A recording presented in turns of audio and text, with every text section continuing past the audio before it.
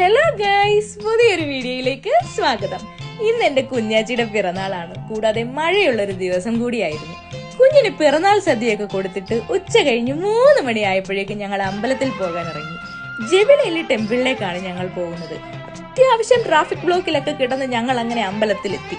വളരെ പീസ്ഫുൾ ആയ ഒരു സ്ഥലം തന്നെയായിരുന്നു. ബ്യൂട്ടിഫുൾ ആയൊരു അമ്പലം. ഈ ടെമ്പിളിൽ പ്രീ ബുക്കിംഗ് ഉള്ളതാണ്.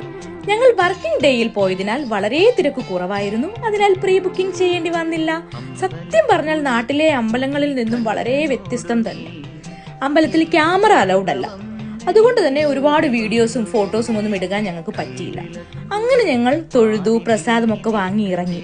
അതിനിടയിൽ എന്റെ കുഞ്ഞാച്ചി ചെറുതായി സ്ലിപ്പായി ഒന്ന് വീണു.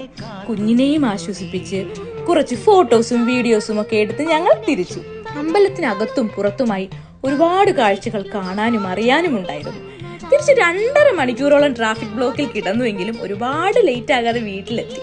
അപ്പോൾ അത്രയേ ഉള്ളൂ. അടുത്ത വീഡിയോയുമായി കാണുന്നവരെ ടാറ്റാ, ബൈ ബൈ.